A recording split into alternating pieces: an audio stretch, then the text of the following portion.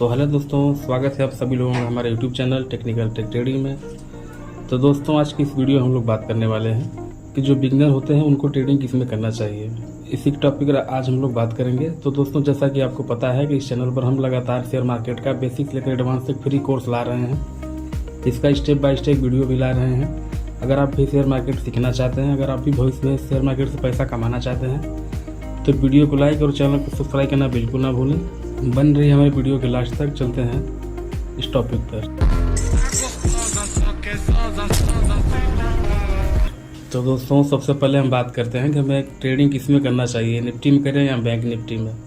तो दोस्तों जैसा कि आपको पता है, जो बिगनर्स होते हैं उनको अच्छे से नहीं पता होता कि हमें ट्रेडिंग कहाँ करनी चाहिए, और उनको हमेशा डर बना रहता है कि मार्केट में हम जैसे ही एंट्री करेंगे हमारा लॉस हो सकता है। और जैसे ही उनका थोड़ा सा भी लॉस होता है तो वो अपना पोजीशन कट करके मार्केट से बाहर निकल जाते हैं, और थोड़ा सा प्रॉफिट भी होता है तब पर भी वो मार्केट से बाहर निकल जाते हैं, क्योंकि उनको पता ही नहीं होता है कि हमारा रिस्क रिवार्ड रेशियो क्या होता है, और वो जो अपना जो कैपिटल होता है उसको मैनेज नहीं कर पाते हैं। तो इसीलिए मैं आपको ये चीज़ बता रहा हूँ कि मतलब कि जो बिगनर होते हैं उनको निफ्टी में ही ट्रेड करना चाहिए।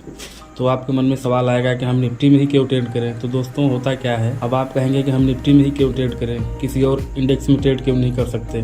तो जैसा कि आपको पता है कि जो निफ्टी हमारा इंडेक्स है उसमें भारत की जो सबसे 50 बड़ी बड़ी कंपनियां हैं वो उसमें लिस्टेड हैं, जैसे कि Reliance, Tata, HDFC, Kotak Mahindra Bank, Mahindra Tech Mahindra, बहुत ऐसी 50 बहुत सारी कंपनियां हैं जो बड़ी बड़ी कंपनियां हैं वो हमारे निफ्टी में लिस्टेड होती हैं। और आप जैसे कि अडानी ग्रुप है, HDFC बैंक है, एक्सिस बैंक है, कैनरा बैंक है, बैंक ऑफ बड़ौदा है, ऐसे तमाम जो बड़े बड़े बैंक हैं, बड़े बड़े कंपनियां हैं वो निफ्टी इंडेक्स में लिस्टेड होती हैं। तो आपको पता होना चाहिए कि जब बैंकिंग सेक्टर ऊपर जाता है तो हमारा निफ्टी भी ग्रो करता है, मतलब निफ्टी भी ऊपर जाता है। और होता क्या है कि जो निफ्टी का चार्ट होता है वो धीरे धीरे वर्क करता है, जिससे जो बिगनर होते हैं उनको ट्रेडिंग करने में आसानी होती है। आपको पता होना चाहिए कि जब मार्केट धीरे धीरे मूव करेगा तो आपको प्रॉफिट भी धीरे धीरे होगा और आपका लॉस भी धीरे धीरे होगा, जिसको हम आसानी से मैनेज कर सकते हैं।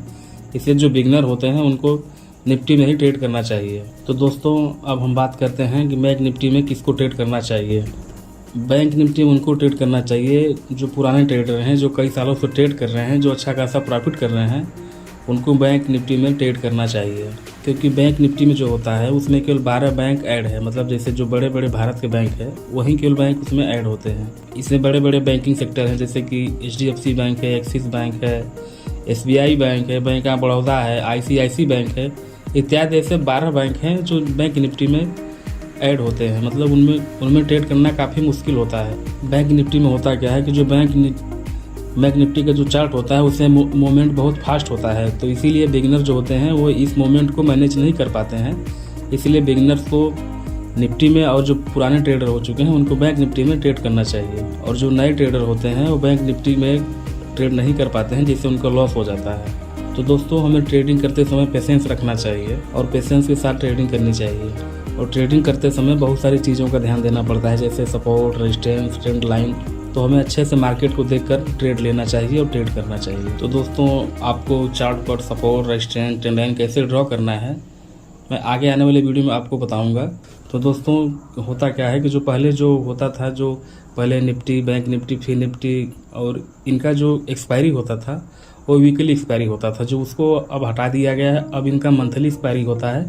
अब जो बहुत सारे लोग होते हैं अब वो केवल निफ्टी में और सेंसेक्स में ही ट्रेड करते हैं, क्योंकि निफ्टी और सेंसेक्स का जो एक्सपायरी होता है वो वीकली होता है। बाकी इन दोनों को छोड़कर जो बहुत सारे इंडेक्स हैं उनका मंथली एक्सपायरी होता है। तो इसीलिए जो बिगनर हैं उनको मतलब जो नए नए अभी मार्केट में चालू किए हैं ट्रेड करना, उनको निफ्टी में ही ट्रेड करना चाहिए, क्योंकि निफ्टी का जो मूवमेंट होता है वो बिगनर के लिए बहुत अच्छा होता है, और सेंसेक्स जो होता है वो थोड़ा फास्ट होता है। अगर हम नए नए होकर अगर सेंसेक्स में अगर ट्रेडिंग करेंगे तो हमारा लॉस होना तय है। तो इसीलिए जो बिगनर हैं उनको निफ्टी में ही ट्रेड करना चाहिए। तो दोस्तों आशा करता हूँ आपको वीडियो पसंद आया होगा। वीडियो कैसा लगा कमेंट में ज़रूर बताएं। मिलते हैं नेक्स्ट वीडियो में, तब तक के लिए बाय बाय।